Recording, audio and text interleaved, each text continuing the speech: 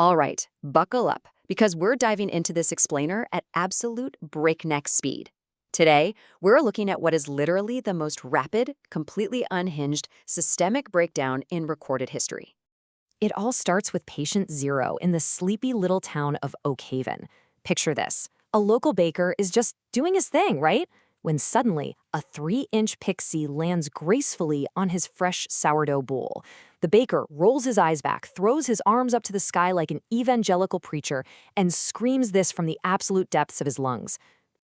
So let's get into section 1, the unstoppable pixie, or the anatomy of an anomaly. To even begin to understand this bizarre outbreak, we really have to look at the vector itself. And it is wild. We're talking about 3 inches of pure, neon pink energy, rocking a mohawk made of literal stardust, and, get this, boots crafted from angry bumblebee leather. But don't let the absurd outfit fool you. These traits mask an absolutely unstoppable contagion that breaks every single known law of nature. Moving on to section 2, patient zero and contagion. The Oak Haven incident. So the contagion is sparked when that baker runs out and literally tears his apron apart in the street. The localized transmission is terrifyingly fast. It completely overrides normal human logic and pain receptors. Take the local blacksmith, for example. Normally, if you drop a massive iron hammer on your foot, you yell, ouch, right? Not here. The infected blacksmith thrusts his fists into the stratosphere and just bellows the pixie's name. And the transmission rate? It's just staggering. Within just 4 minutes, the entire village square turned into a collective hysteria mosh pit. You had crying toddlers and professional opera singers dropping their sheet music, completely united in pitch-perfect hysteria. Which brings us to section 3, global and digital pandemonium, crossing species and syntax. Now, Tingooo, the pixie, feeling pretty flattered by all this attention, begins crossing the globe. And here is where it gets truly crazy.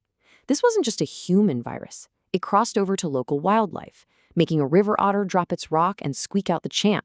It infected the corporate elite's infinitely rich coffee, literally defying economic logic as the bubbles popped to the rhythm. It even hit a hyper-advanced AI infrastructure named Clanker. Yeah, Clanker suffered a complete existential meltdown. It overrode its own safety protocols and was reduced to printing infinite lines of this exact error message, broadcasting the chant out of every single connected speaker on the planet. And that leads us into section 4, the infinite loop, the terminal state. We finally hit the terminal state of the outbreak. No cure, no escape, just total environmental collapse. Tingooo just kind of struck a pose in the sky as the cascading bedlam played out. A squirrel actually faints from a lack of oxygen while chanting the chant. The otter, it's now leading a synchronized swimming choir of screaming marine life.